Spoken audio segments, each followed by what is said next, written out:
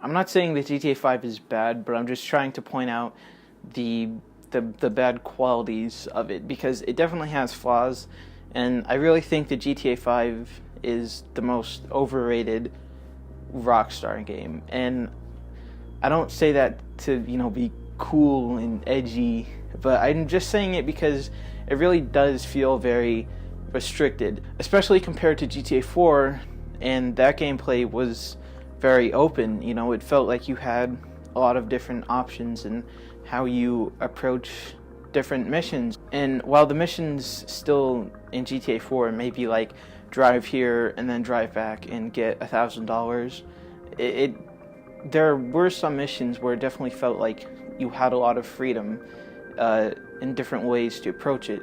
And even as far back as GTA 3, you could do things like that, and that's something that they really just kind of dropped off when it came to GTA 5. That was really unfortunate because GTA 5 was coming to a new console. It allowed for better opportunities in the graphics and the gameplay and the physics, and unfortunately it kind of just feels like it's a PS3 game still, even now on next gen consoles, or really like current gen consoles. But it still it feels like it hasn't aged that well, I guess, is really what I'm trying to say.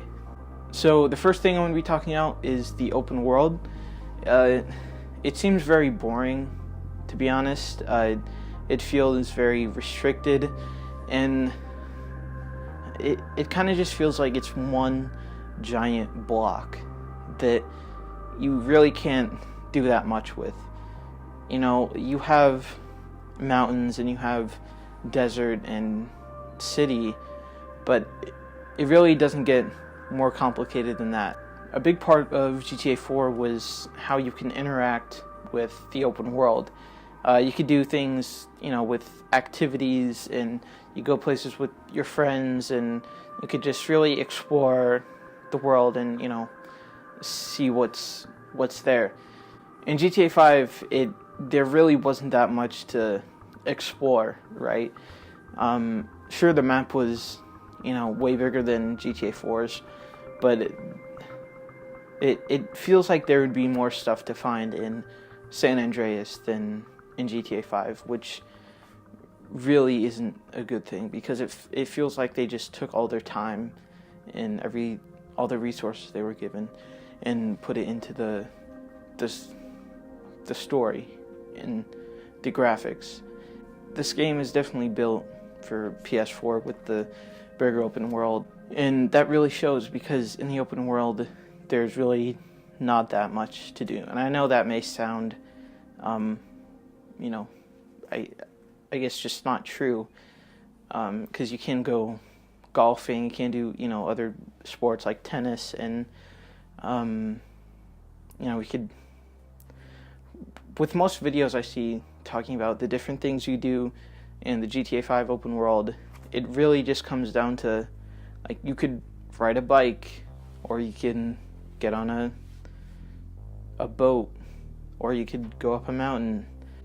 But it really doesn't feel like you have that much else to do than, just driving around, really, or going around in the open world. And the stranger missions, those are when you do finally meet somebody, just kind of out on the street, you usually just have a quick conversation, and then that's it. And in GTA 4, whenever you met somebody out, on the street, there was always a mission behind it, and you would get money for those missions. Even the strangers missions from GTA 4, some of those make more sense than the missions in GTA 5. Like, I think just yesterday I was playing a mission in GTA 4, and I picked up this guy, and he wanted to buy drugs from this other guy. And I drove over there, and I expected something to go wrong. I expected, I would have to, like, get up on the rooftops and, be ready with my gun. And then, we'd get in a shootout, and then that would be it. But, all that happened was I drove him to this place, nothing happened, and then I drove him home. Yeah, the reason why that's so that's more realistic than something in GTA 5, and it may sound boring, but the mission is so easy. You're basically just getting money for something really simple. In GTA 4, that is kind of a problem in a way, because there's not a lot to spend your money on, and that with GTA 5, I think that they could have done that better, because there are more things to spend your money on, and there are, things to buy in the open world, at least more than in GTA 4's. So I really would have expected Rockstar to expand on all the issues in GTA 4 rather than make them worse. And I know I'm comparing this game to GTA 4, but the reason why I'm doing that is because GTA 4 was released in 2008 and GTA 5 in 2013. And that's a 5-year difference between these two games, yet the older one does so many things better than this newer one. And of course GTA 5 really isn't that new by now, but I definitely would have hoped that they would expand on a lot of things from GTA 4 and really provide a better experience rather than make it, bland. That's unfortunately something that I think that they did. So yeah, there's just not that much to do in the open world. There are cool sights to see, however, and there are things to do, but you're kind of forced to do things that aren't, I guess, normal. Things that the game isn't telling you to do. Like, for example, I guess bailing out of a helicopter. I'm not using that specifically as an example for this, but I'm just saying that, the game isn't telling you to do that. You just do it because it's fun. And in GTA 5, you're kind of forced to do things like that in a way because of the limited activities and things like that. And even if there are a variety of activities that you could do, there's usually only one place to do that. This is like darts, for example. There's only one place to go play darts in the whole game, and that's, up north somewhere outside of Los Santos. And I think the reason why I'm talking about kind of those smaller things is because when I first got GTA 5, I expected, to be able to go almost anywhere on the map and be able to find, something to do.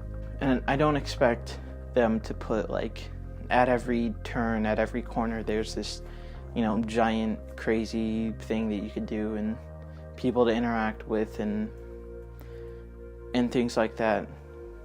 But I would like to see more things, especially outside of Los Santos, because really there's no reason to leave Los Santos.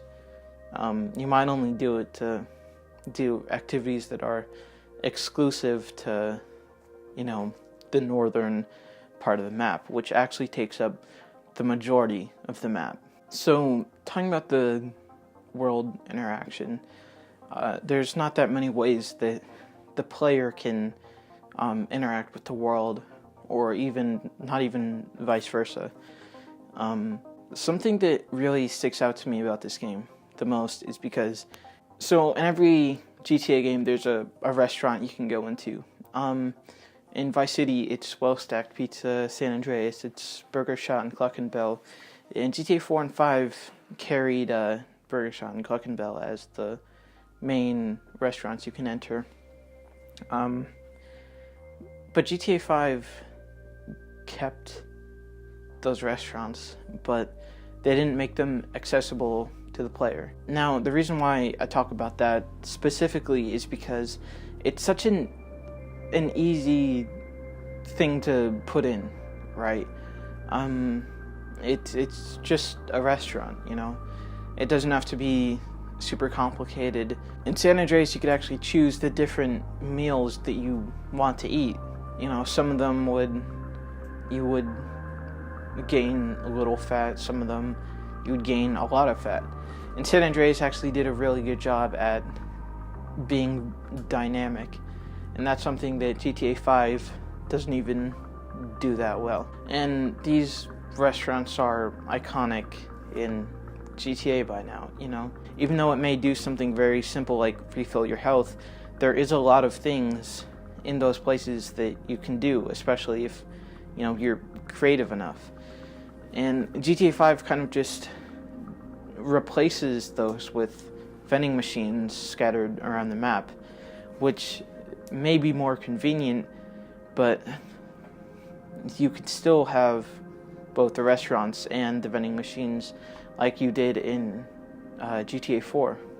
In GTA 5, I will give them credit for, you know, the tiny details that they put in the game and, you know, realism. But when you're playing a game, you don't really care about how realistic it is. You kind of just care about how fun it is. And I know part of Rockstar's whole thing is realism. There's no point in playing a game if it's not fun.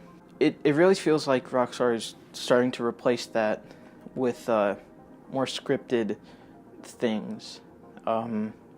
That can especially be seen in the story missions. You really don't have a lot of freedom in how those missions turn out or how you play them. It's kind of just every person has the exact same experience with these missions. So the last thing I wanted to talk about is the online. And I know a lot of you have heard about the online, you've experienced it for yourself, and you know what I'm talking about. The futuristic vehicles you can buy and the Mark II weapons, it all just kind of seems like they're just adding new stuff every month. And the only reason why they're doing that is so that you want to get the latest, most powerful thing to fight against the other players, so you'd eventually just give in and buy a bunch of shark cards. That's a tactic that they're using to get people to spend money on the game. And it's really unfortunate that really the online, and I've heard a lot of other people say this as well, but the online is worse than GTA 4's. And I know I've said that a lot, how GTA 4 is better. I really just say that to show how, even though that game is older, it still does a lot of things better because they focused on the gameplay. So in GTA 4, the gameplay style of that was even very similar to the first Red Dead Redemption Online, and even, you know, Max Payne 3 Online. Those all felt more cooperative based. But in GTA 5, it's kind of just encouraging you to go out and do nothing but kill other players until they quit or have to switch to another lobby. So that's basically all I have to say about this. Yeah, just tell me what you think about GTA 5, whether you like it or not, and some of your thoughts and opinions in the comments. So yeah, if you guys like the video, be sure to like, comment, subscribe. We post new videos every week, and goodbye.